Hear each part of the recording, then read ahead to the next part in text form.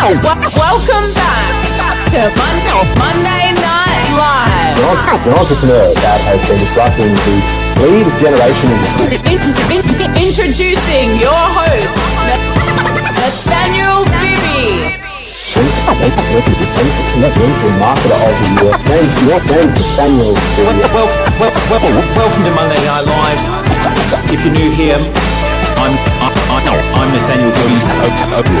Over 500 million in sales for our clients using LinkedIn strategies alone. Monday Night Live is your weekly dose of LinkedIn strategies, marketing tips, and business advice to get you to the next level. Monday night at 6 p.m. Perth time. So drop in the comments and say what's up. Monday Night Live.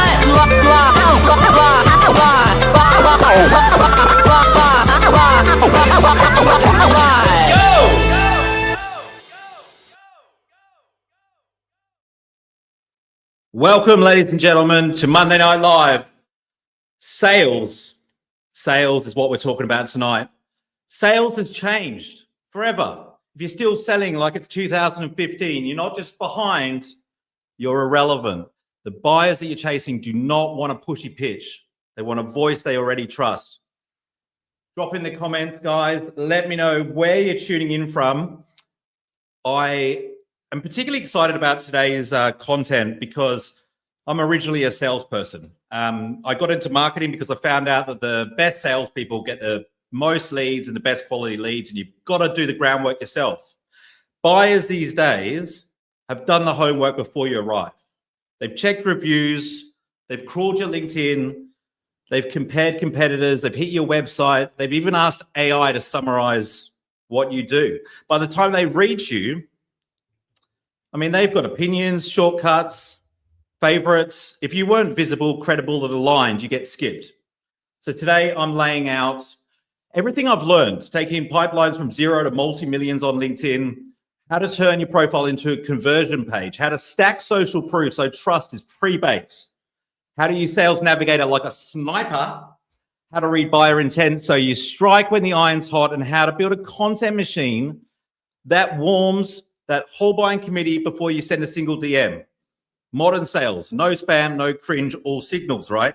So these days, when people are reaching out to do business with you, the best leads are the guys that be like, I've been binge watching your content on YouTube for the last 2 weeks, even better, 2 months. Sometimes it's 12 months. They're not looking at other competitors, right? Like in the old days, I used to put a proposal forward and the buyer would be looking at 3 or 4 different other proposals. These days, it doesn't happen that often. They've been watching the content. They already trust me. By the time they contact, they're already ready to do business. So on average, about 70% of B2B purchases are done before they even speak to a salesperson. Isn't that incredible? Hazel, welcome. Good to see you here. We've got Perth in the house, ladies and gentlemen. Thanks for being here. Nigeria, let's go. Let's go. Good to see you here, guys. It's a public holiday in Perth today. So respect for being here. Anyway, if you're new here, welcome to Monday Night Live. This is your weekly dose of LinkedIn secrets, marketing moves, sales psychology, real talk about what's actually working in business right now. I'm the founder of Bibby Media Group. So since 2013, we've generated over 650 million in client sales that we know about just from LinkedIn strategies. We've trained more than 40,000 professionals globally. So this is literally all I do. Test, optimize, scale LinkedIn campaigns for all different kinds of industries.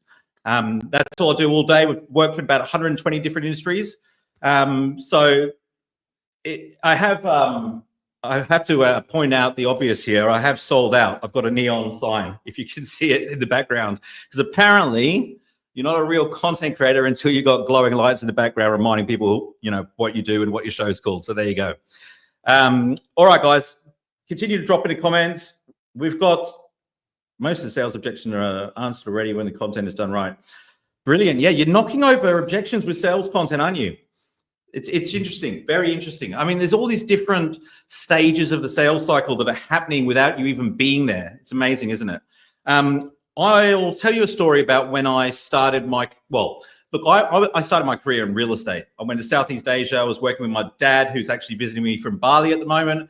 And we were selling villas in Thailand, later went on to Hong Kong. When I landed back in Melbourne, I actually wasn't working in real estate. I went to online marketing. And I said to my boss, what's the best client for online marketing? And he said, it's funny you should ask, very good question. It's medical practitioners or plastic surgeons or dentists. They're the best type of client because they constantly need new leads. They've got lots of money to spend. Their average value of a client is quite high. They don't know much about marketing. So those are the ideal types of clients. To give you an idea, like the average value of a client in this business was about like upfront for like a website would be $3,000 or $4,000. Whereas, you know, if you've got a medical practice on board, it would be more like $25,000. And then there'll be a recurring revenue with that as well. So as a salesperson, I went door knocking all around Melbourne. I made a list of all of the medical practices, went around, driving around and knocked on the doors. And they have this thing in medical practices called a practice manager. And part of their job description is to stop people like me speaking to the decision maker, right? So it didn't work. So I tried cold calling, same thing, just ended up speaking to this practice manager. And this was the time when I just joined LinkedIn. And there was actually a photo of me in a nightclub in Thailand because I used the same photo that I had on Facebook, right? I was like in a nightclub in Thailand. And I thought, I wonder if they're on here. I wonder if they're on this LinkedIn platform. Now, keep in mind, surgeons and dentists, they don't spend all day on the computer, right? So I wasn't sure. And so I found them. Sure enough, they were on there. I reached out to 10. I had 6 responses, 4 meetings, and I made 1 sale. So, you know, while everyone else was going to the sales meeting and they're like, you know, yeah, I made $20,000 worth of sales, but it was like 8 different clients to do that. I only sold to 1 client, but it was $25,000, right? Because the average value of a client is so much higher when you can be laser targeted, which is one of the beauties of LinkedIn. And so the following week, I reached out to 20 and I made 2 sales. And it wasn't long before my boss said, hey, do you want me to hire you an assistant so they can do the LinkedIn stuff and you can just spend all your time doing meetings? I was doing about at least 7 or 8 meetings a day at that point.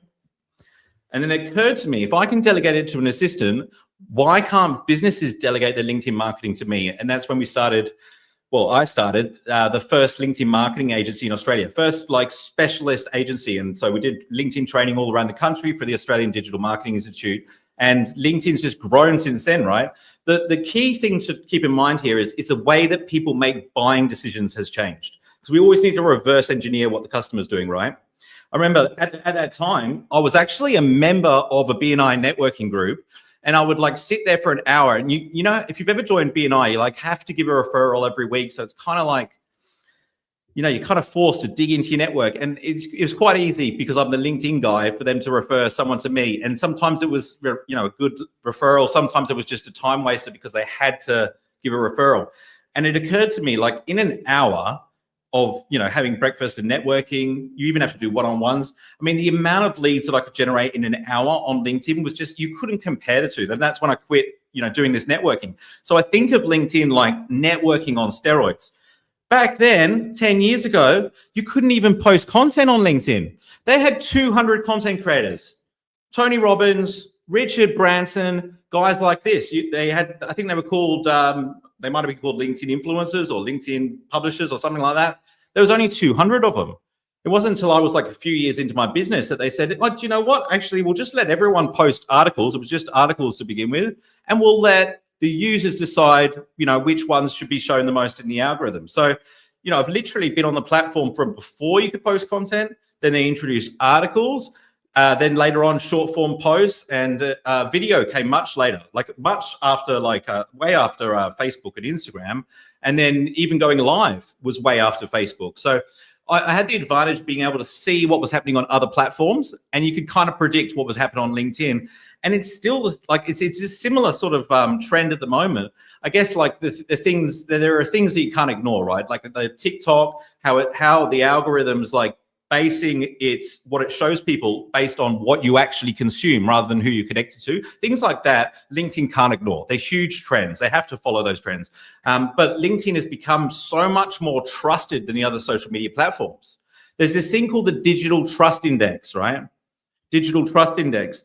And it ranks all of the social media sites based on what people, the content, how trusted the content is. Now, the next best after LinkedIn's number one, of course, but the next best one after LinkedIn's like a third less, trusted. So that means that the content on LinkedIn, like a view on LinkedIn, technically is worth 3 times more than it is on Facebook or Instagram because it's trusted 3 times more. Does that make sense? Okay. Hey, we got some more comments coming through. Good to see so many people here showing up. Chris, my man, good to see you, mate. Awesome. How are you today, bro? I'm good. I'm doing well. Spent the first half of the day with my daughter and my dad visiting from Bali, and now I'm back in work mode. Sales is something it's something that's changing, right? The traditional method doesn't work anymore. Your LinkedIn profile is not a resume. It's a landing page. It amazes me that people will spend $25,000 on a website, right? And they don't invest in their LinkedIn profile. It needs to be written in customer-centric language. It needs to build trust in like 0.2 seconds. I remember going to a sales training event when I was a teenager. I think it was at the Rendezvous in Scarborough. And me and my friends snuck in the back because we didn't have any money to attend.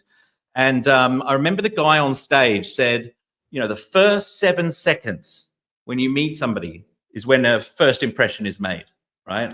And that's so important in sales. And I remember that really stuck with me. But I hate to break it to you guys, like that 7 seconds, first of all, it's not 7 seconds anymore. It's a lot less than that. It's 2 seconds max, but it's not happening in person, right? It's happening online. And I would argue that your LinkedIn profile is the most important part of your online presence. Why do I say that? Well, because 40% of people on your profile actually come from off of LinkedIn, right? So they land on your profile from somewhere other than LinkedIn. So where are they coming from? They're coming from like Google, search engines, now maybe some AI.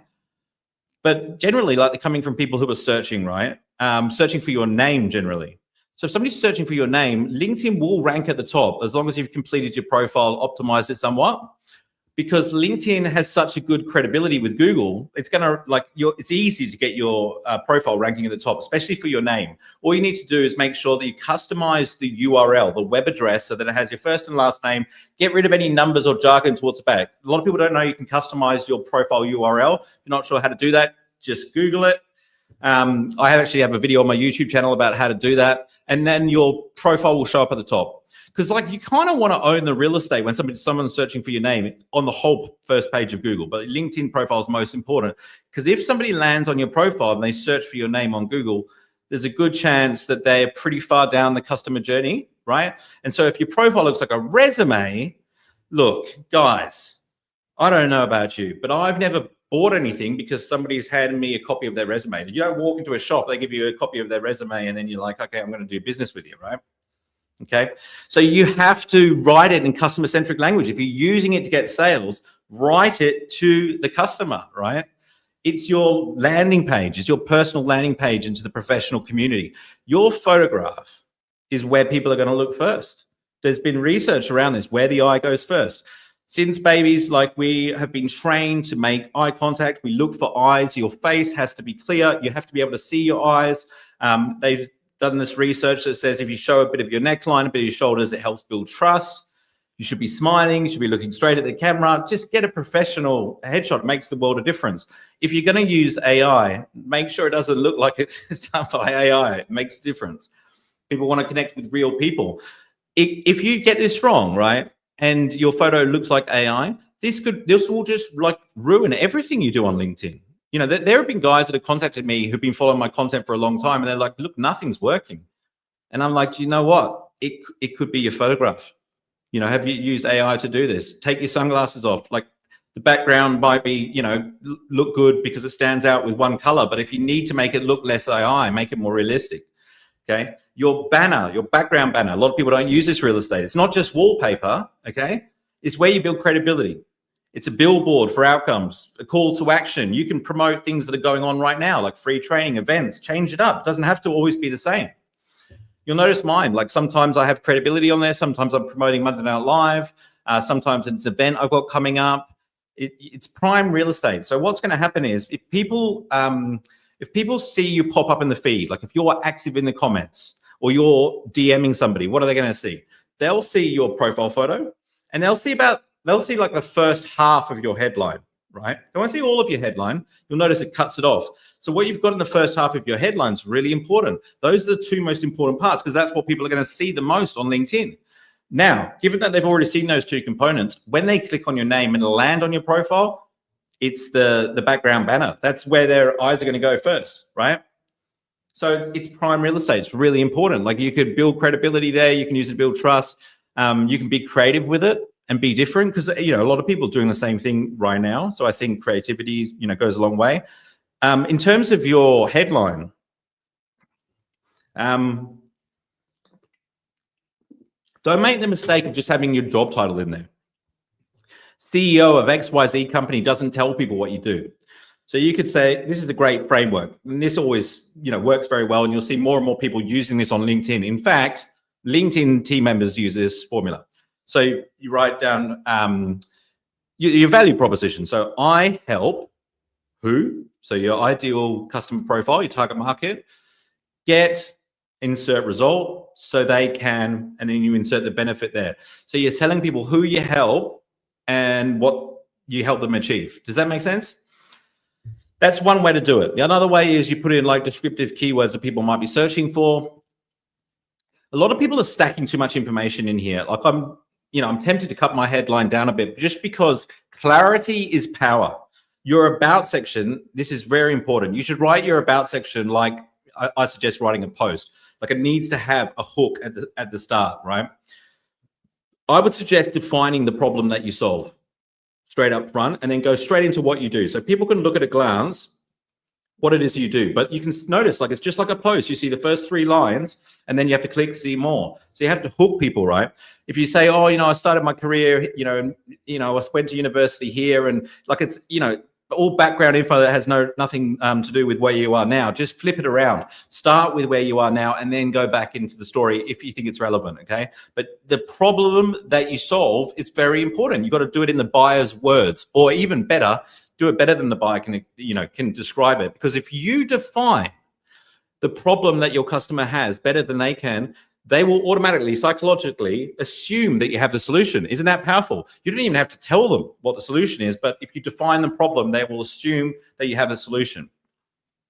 Now, remember this. If you remember one thing from tonight, remember this. Your solution has no value. Your solution has no value without the problem that it solves. Your solution has no value without the problem that it solves. And people make this mistake all the time. They you know, talk about the solution. This is what we do. This is the benefits. This is, you know, we're so great. Look at all of our testimonials and look at all of our awards, but you haven't even defined the problem. So where's the like, there's no value, right? You have to define the problem. Quite often I'll spend like 30% of a post or my article or even my profile talking about the problem, right? This is the problem. This is how it makes you feel. This is the other effects of the problem. So we're really defining it. The bigger the problem, the bigger the value of getting it solved, right? Does that make sense? The bigger the value of your solution. Okay. Only have one call to action, a single call to action. You don't want to tell people, go like, you could go to my website, or you could email me, or you could DM me, or you could call me. It's too confusing for people. People need one step, okay? And your call to action should be the same in your about section, your experience section, even have a call to action in your featured section. If you're going to put a custom link, it should be the same. Because we know from conversion hierarchy when we're building websites that you want to have the conversion point, you know, wherever they are on the page. If they're scrolling down lower on the profile, you want to have it there. If they're higher up on the profile, you want to have it there so it's easily accessible, right? But you have to tell people what to do next, okay? Does that make sense? Let's have a look at a question here from Hazel. Should you keep your profile open to the public? Yes, I believe so. I don't think that LinkedIn is like Facebook or even Instagram. Like this, and you know, this might be different to individuals, but from my perspective, like there's nothing on my LinkedIn profile that I need to keep hidden or keep private. So I make it public so that Google can read it, because the more content that Google can see and AI can see, the more likely they are to show my profile when people are searching for like a LinkedIn expert, LinkedIn speaker, or searching for my name. If it's private, Google can't read it, AI can't read it. So keep that in mind. And make sure your photograph's not private just to your network, because if somebody lands on your profile before they've connected to you, they won't see your profile photo, and that they're way less likely to connect with you if you don't have a profile photo. There's been research around that. So keep that in mind. Social proof's very important, right? So I remember like, whoa, how could this be going back 15, 20 years ago when I went on holiday, like to Queenstown specifically. And I was like thinking about going out for dinner, and you'd go out to the main strip, you know, somewhere you're on a holiday you've never been before, and you'd see like one restaurant's packed full of people, right? And another restaurant's only got a couple of people in it. It might look pretty cool, but there's no one in it. You just assume that it's got no food, like the food's not that good, right? Whereas the one that's packed full of people, you think, oh, the food must be fantastic in here. Let's go eat there. The same thing is happening on LinkedIn with your profile. Unfortunately, like they did this research on Instagram about where people's eyes go when they land on somebody's Instagram profile. First place they go is the number of followers. Now, they're not doing that. Well, they could be doing that for vanity reasons and comparison reasons, but more often than not, they're doing it just to try and hack the amount of time that they spend trying to work out if this person's credible or not. Does that make sense? It's like when you go on YouTube, right? And you're deciding which video to watch, and you see, oh, that one's got 2 million views. This one's only got 300. You're more likely to choose the one with 2 million views just because you think, well, if 2 million people have watched it, it's got to be good, right? Same thing's happening with your LinkedIn profile. Now, I'm not suggesting that the numbers and the vanity metrics are the most important thing, but they do matter. You want to have at least 500 connections. Like you need to build up your network so it reflects your offline network. Like you've got to be connected to your existing clients, your existing team, your existing network, people that you already know. So so that your second degree network is actually your real potential referral network. Does that make sense? When I was selling real estate in Thailand, one of the effective strategies we had was when somebody bought a villa, we'd say, do you know, could you name 2 or 3 other people that you know that might be interested in buying a villa in Thailand, right? And they would sort of rack their brain and they'd write down a couple of names, and we'd reach out, and occasionally we'd sell a property to them. So these days with LinkedIn, like it's just crazy, because if I want to do that to a potential customer, say a customer's got a campaign going really well, I can actually look through all of the people they're connected to, and I could say, oh, look, there's the CEO of Westpac, there's the CEO of this financial services company, whatever it is, whoever the ideal client is, and I could say, hey, can you introduce me to these 2 people? So I've got full visibility over my client's network, so I can be laser specific, right? That's why you see a lot of people on LinkedIn commenting on the competitors' posts, because they know that their competitors are likely to be connected to potential customers, right? Now, what I'm suggesting you do is not play defense here, because when I say that, a lot of people go, oh, I'm going to make my profile, private and hide everything and not connect with competitors. I'm suggesting play offense. Like you decide who's in your network. You decide who you're going to connect with, rather than just accepting and, being reactive, if that makes sense. I'm glad that makes sense, Hazel. Thanks for being here. If you've just jumped on, jump in the comments. Let me know where you're tuning in from. And by all means, ask questions as we go. I think one of the reasons that social media has become so important, like, look, by the way, top sellers, they're all using social media. Like you have to these days, because it's all about trust. Like B2B, we're in the trust industry, right? That's what it's all about. And if you're in B2B and you're targeting like bigger companies, if you're targeting HR managers or whoever you're targeting is not the actual boss, what are they concerned about? Well, they don't want to look bad. They don't want to make a decision that's going to make them look bad. They don't want to lose their job, right? So the more credibility signals you have and the more track record you have, the more recommendations you have on your profile, the safer bet you're going to be for these guys, who have to make these decisions as to who they bring into their organization. You want to make it really easy for them. There was actually there was a time frame, and it still exists, but there was a time frame where marketers were big on investing in things like social media, but it was hard to get like management and the leadership team to buy in. And I remember like having lots of conversations with marketing managers who couldn't convince their boss to invest in LinkedIn training. So one of the pieces of content that I decided to create was, what was it called? It was designed for marketers to show their bosses, right, as to why they should invest in LinkedIn trading. So I was exactly like somebody said earlier in the comments, knocking over an objection with a piece of content. In this case, it was a carousel. I can't remember the name of it now, but something like, I can't remember the name of it now, but it was designed for B2B companies. It's a great example, right? And if you're in Sales Navigator is a really powerful platform. Let me know in the comments, by the way, who's using Sales Navigator. Sales Navigator's got really good in the last couple of years, okay? Because the advanced search features on LinkedIn are great. You can target people by job title, industry, location, all that stuff. What LinkedIn has missed in the past is intent signals, if that makes sense.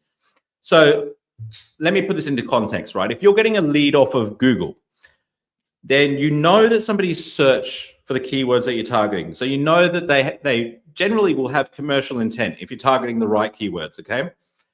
But you don't know what size the business is. You don't know if they're big or small, if they're in this industry, that industry. They might just be doing research for a university paper, but they've searched for what you do. Whereas on LinkedIn, it's kind of the opposite. We're really targeted. We know whoever we reach out to is in a specific industry, specific job title. So it's key decision makers. But we don't know, if they're searching for what you do. So you don't know if the timing's right. You don't know if there's commercial intent. So that's why when you reach out to them, you can't just say we offer this solution. You have to go, hey, can I find out a bit more about you to see if there's a way I can add value, to see if you have the problem that I solve, because you need to find out if they have the problem that you solve, basically. Now with Sales Navigator, they have intent-based signals, and you can actually, there's a lot of research around this. For example, look, I was reading that people that have changed jobs recently are not necessarily going to make decisions that are going to be like bringing new people into the firm. And by the same token, people that have been in jobs for a long time are not likely to bring in somebody new to the firm. There's actually a sweet spot, which is about 9 months. When somebody's been in a manager role for about 9 months, that's when they're actually statistically most likely to bring in a new service provider. And you can search in Sales Navigator on based on how recent somebody changed their role. And you can narrow down by who's posted recently. So they're active on LinkedIn. And then you can look at all the conversations and start commenting on their posts. If you're the most familiar to those managers that are making hiring decisions, you'll get the work. Like if you're the most familiar, you'll be the most trusted. That's the way that the mirror exposure effect works. If you've followed any of my content, you've been to my live before, you'll know about the mirror exposure effect. The more familiar that a brand is with your solution, more likely they are to trust you and therefore engage you. Okay, and I mentioned it briefly, but commenting and engaging on people's posts before sending an invite will dramatically increase your conversion rate.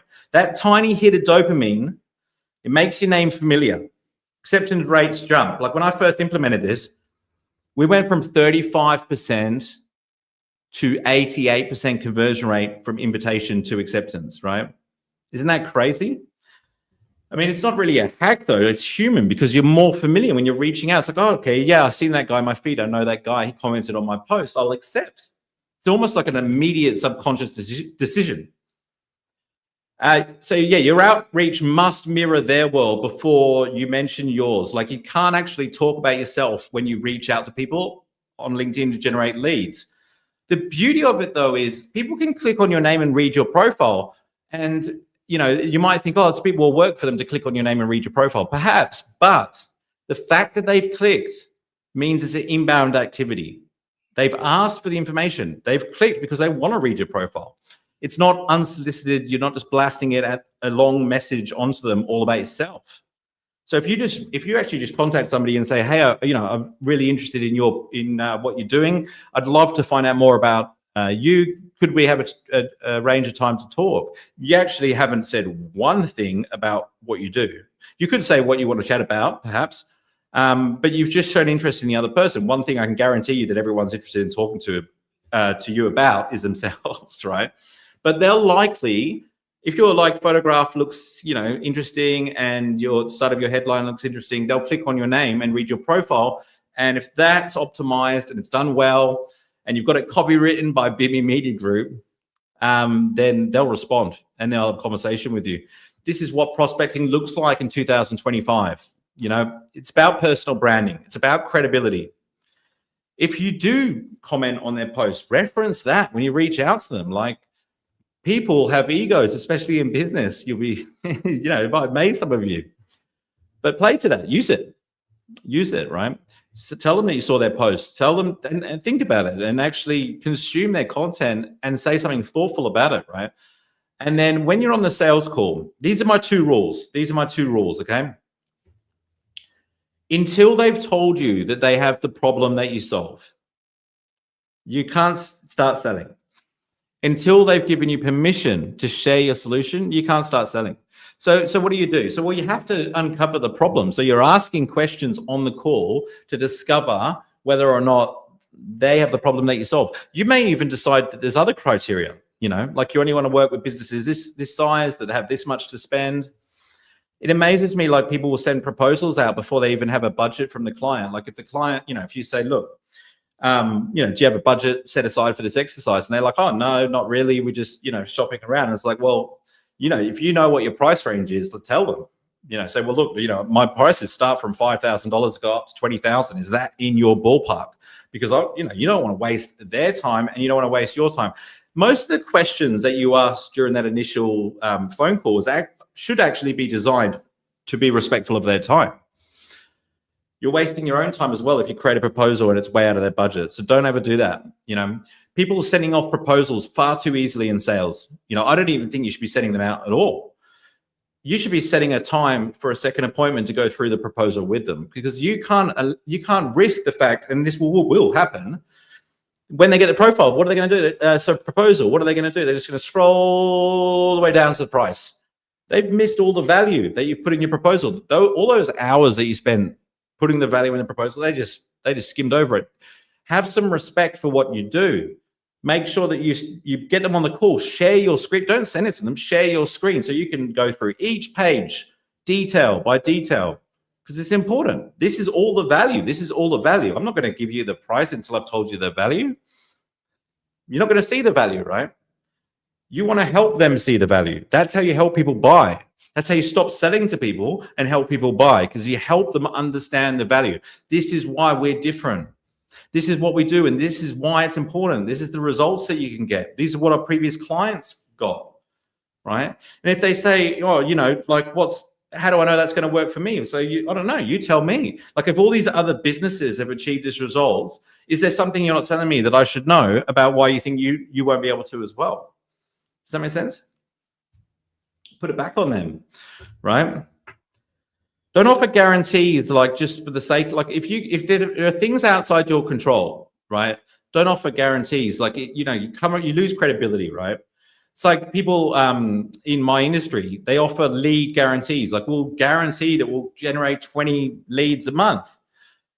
And it's just a sales gimmick, because you don't, unless you're being really picky with who you work with, like, you don't know how many leads you're going to, it's like a lot of it's outside your control, like, based on the brand. If they've got a terrible reputation, you're not going to be able to do that.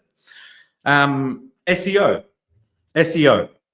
They guarantee that it'll get you to the top of Google. Like, it's just nonsense, because you don't know. Like, you don't know what Google's going to do. Generally, what they're doing is they're guaranteeing that they'll get you to the top of Google for your brand name. It's not difficult to get to the top of Google for a keyword that no one else is competing for. Does that make sense? Even a really specific keyword, like, how do you download a LinkedIn video in MP4? Like, you can get to the top of Google for something specific like that. But the thing is, not as many people are searching for it. Does that make sense? Who else we got here? We got Storm in the house. Welcome. Should I change my strategy of getting followers if I've reached the limit of 30,000 connections? Well, yes, because when you reach 30,000 connections, you can't send invites anymore. You're going to have to remove some people, because you want to make sure that you're connecting with the actual prospects. It's a nightmare, because I wish I was more targeted when I started building my network, because I've had 30,000 connections for a long time. Now my key button is follow. When people send me a connection request, I must have about 600 that are pending or something because I can't accept everyone. And I have to get rid of people sometimes. So it's great when somebody spams me because I can just remove this connection, right? But I don't want to remove people that have been following my content and been engaged with me. Look, if you do remove somebody, they'll still follow you, if that makes sense. So you can go through and remove people. It just means you can't message each other. So keep that in mind. But until you reach like over 10,000 connections, I would suggest having the main button as connect, not follow, because it means you can message each other, which is valuable.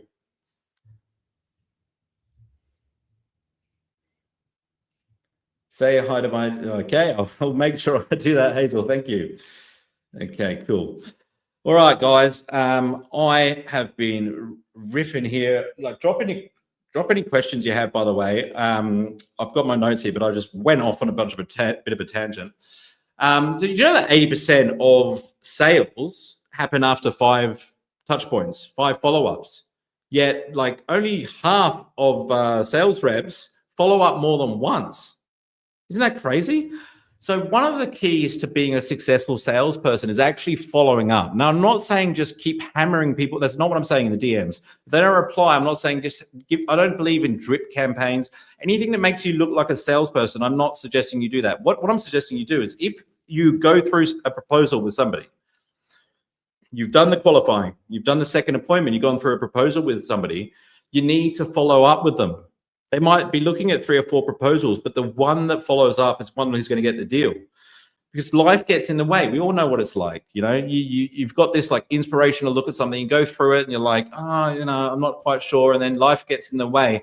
But if somebody keeps following up, you'll end up doing business with them. And you've got to be that person. Like, if you are like people have a bad affiliation with the word sales. Okay. I think sales professional is one of the most important like jobs. Like, if we rephrased it, right, as a buying consultant, you help people buy. If you were a buying consultant, somebody's coming and they're saying, I want to buy X, right? I want to hire an accountant. Will you help me do that? Yep. If you haven't achieved that outcome and they haven't hired an accountant, like, are you really doing your job? Be a professional. And that means following up. Like, take the responsibility to follow up and make sure that you're getting feedback, as to why they haven't made a decision yet. Be a professional.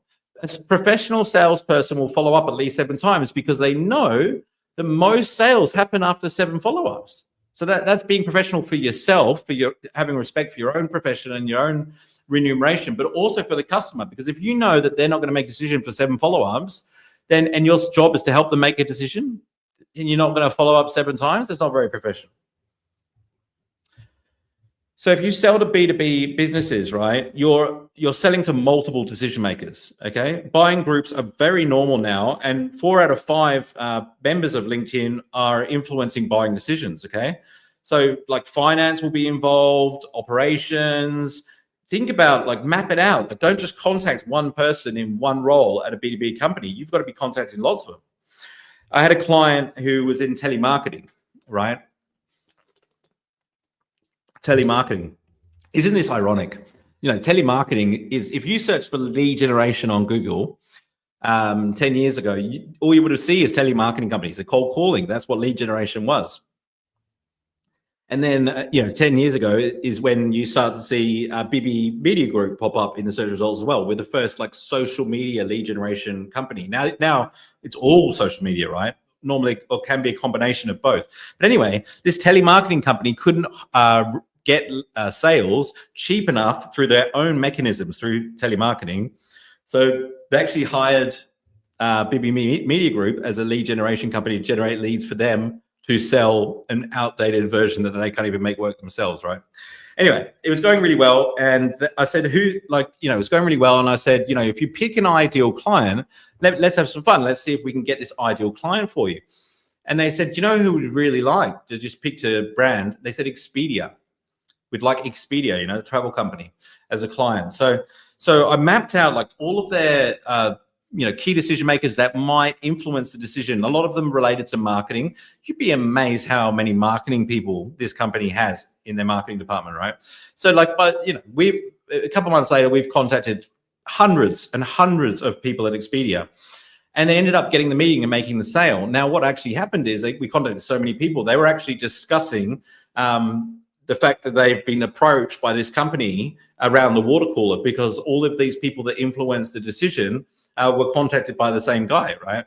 And so, like, hitting from multiple angles is the key. And if you're consistent with it, you'll get through. Like, if you target one company, you'll get through. Like, at the moment, my dream client that I'm targeting is JP Morgan, and we've just had our first appointment optimizing one of their executives' profiles. That's taken about a year of me, approaching JP Morgan when I get time to do some lead generation to break in. And then, ultimately the goal is to work with them globally. I've done the same thing with Apple, Westpac, the AFL, Channel 7. So yeah, done it plenty of times. And by the way, like, Westpac and Apple happened in the first year in business. Okay. I just want to talk briefly before, I know we've been going for about 40 minutes. I just want to talk briefly about content planning. Okay. Because you can be focused or you can be unfocused. A lot of people are unfocused when it comes to social media, and I think that's a problem. So what I mean by that is they're being reactive. They don't have a plan. They're waking up and deciding what they're going to post that day. Now, if that's you, like, I get it. I've been there. And sometimes I do decide what I'm going to post that day. But you've got to have a system in place to really add enough value to your customer. Like, if you think about it, if you're mapping out the problem that you solve and your content pillars, you're defining the content that's actually going to move the needle and help your customer, and it's going to add value. That's got to be consistent, right? So if the problem with waking up and deciding what you're going to post that day is it's going to be what you want to post, what's on your mind, what you're thinking about. It's not necessarily going to be, what the customer's thinking about. And your content will slowly, it'll happen, because I've done it myself, it will slowly start to change. And so that means that the customer avatar that you're targeting is starting to change as well. Okay, you want to be consistent. You want to tell the algorithm what it is that you talk about and who you target, and you need to do that again and again and again consistently. So what does content planning look like? Well, I suggest coming up with 3 content pillars. Write down all the questions that you've ever got asked about those 3 topics, then come up with the content. I would batch create content. So I would sit down in front of a camera. I would answer each question one by one, create 40 short videos, use Opus Clip to use AI to edit them. This is for salespeople and marketers, by the way. You've got to be both. If you're a salesperson, you're a marketer, okay? I would sit down and come up with 50, pieces of content, short videos, turn some into quote cards for images, and then copyright each post. You can use ChatGPT, just make sure you sound human. Then you've got like 2 or 3 posts a week mapped out, okay? They're either in your calendar or you can even schedule them on LinkedIn. You can schedule them directly onto LinkedIn if you want to sit down and do them at once. I suggest putting them in your calendar though, because that just means that you're gonna be on LinkedIn for that golden hour after you post. Make sure every post either falls into education, entertainment, inspiration, or new information. So they're adding value. Those are 4 ways to add value, right? And then you've got 2 or 3 a week. It gives you room to be able to post additional content if you want to, because ideally you want to be doing 5 a week. So if you do 2 or 3 scheduled, it's going to happen anyway. You've got content ready to go. But if you come up with something that's in the moment, or you've been to see a client and want to tell a story about it, then you can do that as well. It gives you flexibility, but you're not going to ghost people for a week because you went on holiday. Does that make sense? Plan your content, because what does they say? If you fail to plan, you plan to fail. It's an old one, but it's a good one. Okay, very relevant. Chris, you inspire me too, brother. You inspire me too. We've answered that one. Yep, absolutely, Storm. Hey, thanks for being here. I know it's a public holiday in Perth, so I appreciate that. Hey, by the way, my content program is called Behind the Brand. So when I interview founders, I do that because interviews, when you're behind a microphone, when you're being interviewed, it positions you as a thought leader. Those pieces of content are 3 times, they get 3 times the return on investment. They did this like analysis on Facebook and Instagram ads, and apparently podcast clips where somebody's being interviewed actually get 3 times the ROI. That's why you see so many ads of people like on podcasts. And the reason is because it's authentic. It's not scripted, right? So I called my content service Behind the Brand, because I want to show the founders and the people who are quite often really interesting people that are just not online. Like it's great when you meet them in person, but like online allows you to do that scale. So it shows the people behind the brand. A lot of the questions are not like laser specific about their industry or the way they do things, or it's not all about them, right? It's actually about relatable stuff. Like, what's the biggest challenge they've had to overcome? I even ask them, like, what's the book that's given them the most inspiration? Things that other people can relate to. That founding story, like, what made you decide to get into this business? Those generally get like the most engagement. Those posts do really well. People want to know about the story behind the brand. Okay, you don't want to just act like you're the authority. You want to show like the people behind the brand. One of the biggest stories that all of you should be telling in your social media, myself included, is the Epiphany Bridge story. The Epiphany Bridge story. So if you're trying to communicate some value or tell somebody what they should be doing in a certain area, why should they listen to you? Why should they pay attention? Well, if you tell them a story, they're going to trust you and understand. And if you tell them, because if like for example, like, let's say, okay, I'm a LinkedIn expert. I wasn't always a LinkedIn expert, was I?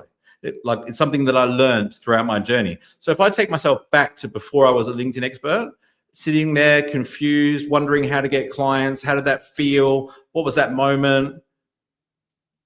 I can relate then. The audience can relate to me.